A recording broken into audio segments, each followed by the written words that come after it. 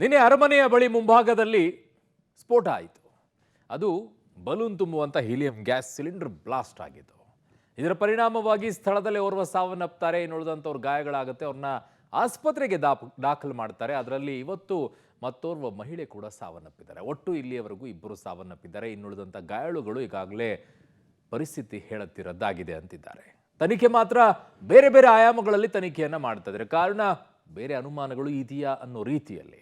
ಹಾಗಿದ್ದಾಗ ಏನಾಗಿದೆ ಈ ಎಲ್ಲ ಬೆಳವಣಿಗೆಗಳಲ್ಲಿ ಅದರೊಂದು ಡೀಟೇಲ್ ಇದೆ, ನೋಡ್ಕೊಂಡು ಬನ್ನಿ. ಮೈಸೂರಿನ ಅರಮನೆ ಮುಂಭಾಗ ಸ್ಫೋಟ, ಹೀಲಿಯಂ ಗ್ಯಾಸ್ ಸಿಲಿಂಡರ್ ಬ್ಲಾಸ್ಟ್, ಓರ್ವ ಸಾವು. ಸ್ಫೋಟದ ತೀವ್ರತೆಗೆ ಮೃತದೇಹ ಛಿದ್ರ. ಮೈಸೂರು ಅರಮನೆಯ ಜಯಮಾರ್ತಾಂಡ ದ್ವಾರದ ಬಳಿ ನಿನ್ನೆ ಸಂಜೆ ಹೀಲಿಯಂ ಸಿಲಿಂಡರ್ ಸ್ಫೋಟ ಆಗಿದೆ. ಇದರ ಪರಿಣಾಮ ಬಲೂನ್ ಮಾರ್ತಾ ಇದ್ದ ವ್ಯಕ್ತಿಯೊಬ್ಬರು ಮೃತಪಟ್ಟಿದ್ದಾರೆ. ಅಲ್ಲದೆ ಈ ಘಟನೆಯಲ್ಲಿ 5 ಗಾಯಗೊಂಡಿದ್ದಾರೆ. ಕ್ರಿಸ್ಮಸ್ ಹಿನ್ನೆಲೆಯಲ್ಲಿ ಪ್ರವಾಸಿಗರು ಹೆಚ್ಚಿದ್ದಾಗ ಘಟನೆ ಆಗಿದೆ. ಘಟನೆಯಲ್ಲಿ ಗಾಯಗೊಂಡವರನ್ನು ಆಸ್ಪತ್ರೆಗೆ ದಾಖಲಿಸಲಾಗಿದೆ. ಸ್ಫೋಟದ ಸದ್ದು 1 ಕಿಲೋಮೀಟರ್ ವ್ಯಾಪ್ತಿವರೆಗೂ ಕೇಳಿಸಿದ್ದು, ಅರಮನೆ ಸೇರಿದಂತೆ ಸುತ್ತಲಿನ ಜನ ಬೆಚ್ಚಿ ಬಿದ್ದಿದ್ದಾರೆ. ಬೆಂಗಳೂರಿನ ಕಾಮಾಕ್ಷಿಪಾಳ್ಯದ ಲಕ್ಷ್ಮಿ, ನಂಜನಗೂಡಿನ ಮಂಜುಳಾ, ಕೋಲ್ಕತಾದ ಶಮೀನಾ ಶಬೀಲ್, ರಾಣೆಬೆನ್ನೂರಿನ ಕೊಟ್ರೇಸ್ ಗುಟ್ಟೆ ಹಾಗೂ ಮತ್ತೊಂದು ಮಗು ಗಾಯಗೊಂಡಿದ್ದಾರೆ. ಉತ್ತರ ಪ್ರದೇಶದ ಕನೌಜ್ ಜಿಲ್ಲೆಯ ಶುಕ್ಲನ್ ಪೂರ್ವ ಗ್ರಾಮದ ಸಲೀಂ ಮೃತ ವ್ಯಕ್ತಿಯಾಗಿದ್ದಾನೆ. ಈತ ತಿಂಗಳ ಹಿಂದೆ ಬಲೂನ್ ಮಾರೋಕೆ ಮೈಸೂರಿಗೆ ಬಂದಿದ್ದು, ಬನ್ನಿ ಮಂಟಪದ ಸುನ್ನಿ ಚೌಕದ ಬಳಿ ಬಾಡಿಗೆ ಮನೆ ಮಾಡಿಕೊಂಡು ನೆಲೆಸಿದ್ದ ಅಂತ ತಿಳಿದು ಬಂದಿದೆ. ಹೀಲಿಯಂ ಸಿಲಿಂಡರ್ ಸ್ಫೋಟದ ಹಿಂದೆ 10 ಅನುಮಾನ.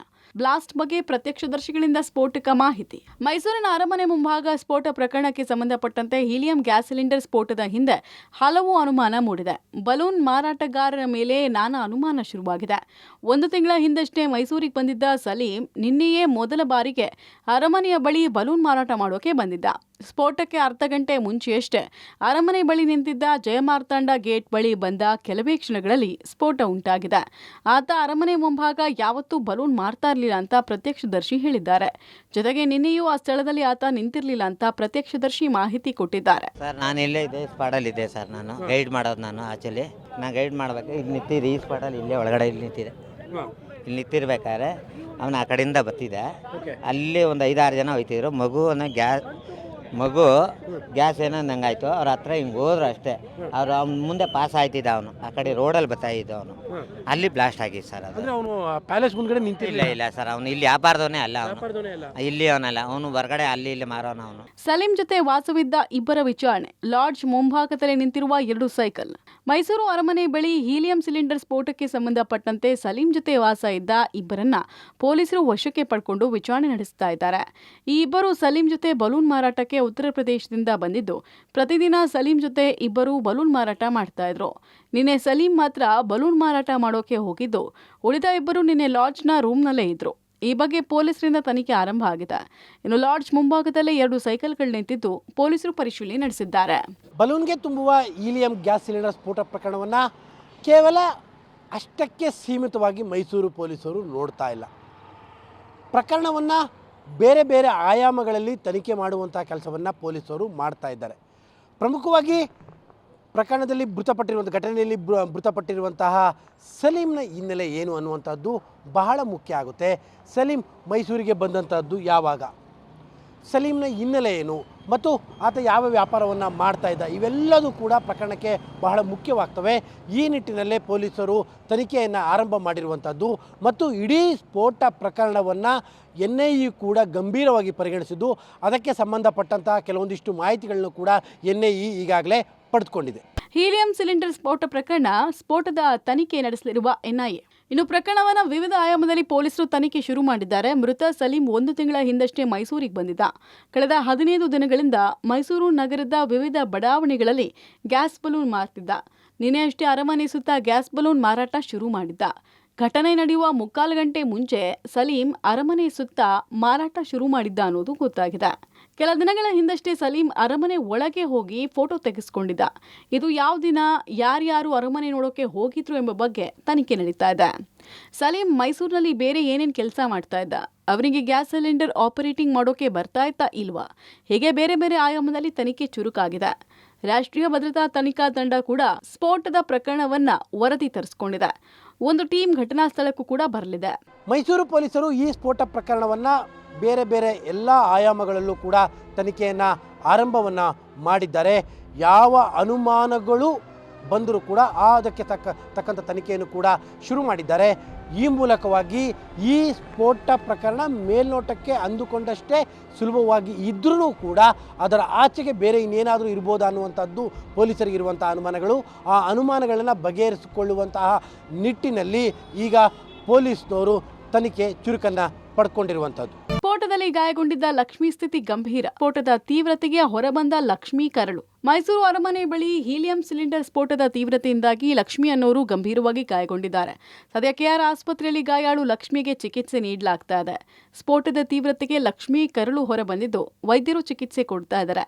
ಲಕ್ಷ್ಮಿ ಸ್ಥಿತಿ ಕಂಡು ಕುಟುಂಬಸ್ಥರು ಗೋಳಾಡಿದ್ದಾರೆ. ಉಳಿದಂತೆ ಇನ್ನಿಬ್ಬರು ಪ್ರಾಣಾಪಾಯದಿಂದ ಪಾರಾಗಿದ್ದಾರೆ.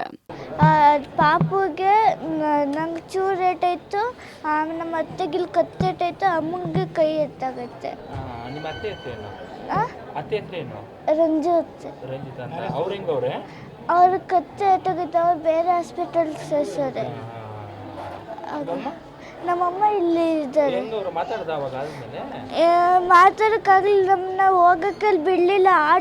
ಪೊಲೀಸರು ಆಟೋ ಹತ್ತಿಸ್ಬಿಟ್ಟು ಕಳಿಸ್ಬಿಟ್ರು. ನಮ್ಮಮ್ಮ ಅಲ್ಲಿ ಬಿದ್ದು ನೋಡಿದೆ ಅಷ್ಟೇ. ನಮ್ಮ ಸಿಚುವೇಶನ್ ನೀವೇನು ಹೋಗಿದ್ರು? ನೋಡ್ಕೊಬಂದು ಏನು ಇದ್ದಾಗಲ್ಲ ಸರ್, ಹೇಳೋಕ್ಕಾಗಲ್ಲ. ಮಾತಾಡೋ ಸ್ಥಿತಿಯಲ್ಲಿ ಇಲ್ವಮ್ಮ? ಏನೂ ಇಲ್ಲ, ಜ್ಞಾನನೇ ಇಲ್ವಲ್ಲ, ಜ್ಞಾನನೇ ಇಲ್ಲ. ನೀವೆಲ್ಲ ಯಾವಾಗ ಬಂದ್ರಿ? ನಾವು ನಿನ್ನೆ ಸಂಜೆಲಿ ಬಂದವರು 8 ಗಂಟೆಲಿ. ನಿಮ್ಮ ಅಮ್ಮಗೆ ಹೇಳಿದ್ಲ ಏನೇನಾಯಿತು? ಇಲ್ಲ ಪಾಪ ಅಡ್ಮಿಂಟ್ ಮಾಡಿದರು ಅವಳನ್ನೂ ಅಡ್ಮಿಂಟ್ ಮಾಡಿ ನಿನ್ನೆ ಬಿಟ್ಟು ರಾತ್ರಿ ಬಿಟ್ಟರು. ತುಂಬ ಕಡಿಗಳಾಗೈತೆ, ತುಂಬ ಕಡಿಗಳಾಗೈತೆ. ಅಂದರೆ ನಿನ್ನೆ ಮೈಸೂರು ನೋಡಕ್ಕೆ ಬಂದಿದ್ದವರು? ಮೈಸೂರು ಬಂದಿದ್ದು. ಹಾಂ, ಎಷ್ಟು ದಿನ ಆಗಿತ್ತು ಮೈಸೂರಿಗೆ? ಒಂದೇ ದಿವಸ. ಹಾಂ ಹಾಂ. ಯಾರ್ಯಾರು ಬಂದಿದ್ದು? ನನ್ನ ಮಗಳು, ನನ್ನ ಹೆಂಡತಿ, ಹಾಂ, ಇಬ್ಬರೇ. ಯಾವಾಗ ವಾಪಸ್ ಹೋಗ್ಬೇಕಿತ್ತು? ಇವತ್ತು. ಹಾಂ ಹಾಂ. ಇವತ್ತು ವಾಪಸ್ ಹೋಗ್ಬೇಕಾಗಿತ್ತು. ಹಾಂ, ಅದು ಹಿಂಗಾಗೈತೆ. ನೀವು ಯಾವಾಗ ಬಂದು ನೋಡಿದ್ರಿ? ನಿಮ್ಗೆ ಯಾವಾಗ ಗೊತ್ತಾಯ್ತು? ನೈಟ್ 9 ಗಂಟೆಯಲ್ಲಿ. ಹಾಂ ಹಾಂ ಹಾಂ. ನೈಟ್ 9 ಗಂಟೆಲಿ ಗೊತ್ತಾಗಿದೆ. ಹಾಂ, ಮಾತಾಡೋ ಸ್ಥಿತಿಯಲ್ಲಿ ಇದ್ದಾರಾ ಲಕ್ಷ್ಮಿ? ಗ್ಯಾರಂಟಿ ಹೇಳ್ತಾ ಇಲ್ಲ, ಗ್ಯಾರಂಟಿ ಕೊಡ್ತಾ ಇಲ್ಲ. ಗೊತ್ತಾಯಿಲ್ಲ. ಕೆಆರ್ ಆಸ್ಪತ್ರೆಗೆ ಸಚಿವರ ಭೇಟಿ. ಗಾಯಾಳು ಆರೋಗ್ಯ ವಿಚಾರಿಸಿದ ಮಹದೇವಪ್ಪ. ಮೈಸೂರು ಅರಮನೆ ಬಳಿ ಹೀಲಿಯಂ ಸಿಲಿಂಡರ್ ಸ್ಫೋಟದಲ್ಲಿ ಗಾಯಗೊಂಡವರು ಕೆಆರ್ ಆಸ್ಪತ್ರೆಯಲ್ಲಿ ಚಿಕಿತ್ಸೆ ಪಡಿತಾ ಇದ್ದಾರೆ. ಇವತ್ತು ಕೆಆರ್ ಆಸ್ಪತ್ರೆಗೆ ಭೇಟಿ ಕೊಟ್ಟ ಸಚಿವ ಮಹದೇವಪ್ಪ ಗಾಯಾಳುಗಳ ಆರೋಗ್ಯವನ್ನು ವಿಚಾರಿಸಿದ್ರು. ಗಾಯಾಳುಗಳಿಗೆ ಧೈರ್ಯ ತುಂಬಿದ್ರು. ನಿನ್ನೆ ಸಂಜೆ ಸುಮಾರು 8:30 ಗಂಟೆ ಸಮಯದಲ್ಲಿ ಒಂದು ಅನಿರೀಕ್ಷಿತವಾದಂಥ ಘಟನೆ, ಆಕ್ಸಿಡೆಂಟಲ್ ಇನ್ಸಿಡೆಂಟ್ ಆಯಿತು. ಬ್ಲಾಸ್ಟಾಗಿ ಬಲೂನಿಂಗ್ ಬ್ಲಾಸ್ಟಾಗಿ ಒಬ್ಬ ವ್ಯಕ್ತಿ ಮಾಡ್ತಿದ್ದವನು ಮರಣ ಆಗಿದ್ದಾನೆ. ಇನ್ನೂ ಇಬ್ಬರು ಸೀರಿಯಸ್ ಆಗಿದ್ದಾರೆ. ಒಬ್ಬರು ನಂಜನಗೂಡವರು, ಲಕ್ಷ್ಮಿ ಮಂಜುಳಾ ಅಂತ ಬೆಂಗಳೂರವರು, ಮಂಡ್ಯದಿಂದ ಹೋಗಿ ಅಲ್ಲಿ ಅವ್ರ ಗಂಡ ಆಟೋ ಓಡಿಸ್ಕೊಂಡಿದ್ದಾರೆ. ಇನ್ನೊಬ್ಬ ರಾಣಿಬೆನ್ನವರು ಸ್ವಲ್ಪ ಕಾಲು ಕೈ ಸ್ವಲ್ಪ ಪೆಟ್ಟಾಗಿದೆ. ಸೊ ಇಬ್ಬರ ಸ್ಥಿತಿ ಸ್ವಲ್ಪ ಇನ್ನೂ ಸೀರಿಯಸ್ ಆಗಿ ಇದೆ. ಒಟ್ಟಾರೆ ಪ್ರಕರಣ ಮೇಲ್ನೋಟಕ್ಕೆ ಗ್ಯಾಸ್ ಸ್ಫೋಟದ ರೀತಿ ಇದ್ರೂ ಕೂಡ ಇದರಲ್ಲಿ ಬೇರೆ ಏನಾದರೂ ಉದ್ದೇಶಪೂರ್ವಕ ವಿಚಾರ ಇದೆಯಾ ಏನೋ ಅನುಮಾನ ಸದ್ಯಕ್ಕೆ ಶುರುವಾಗಿದೆ. KP Nagaraj, public TV, Mysuru.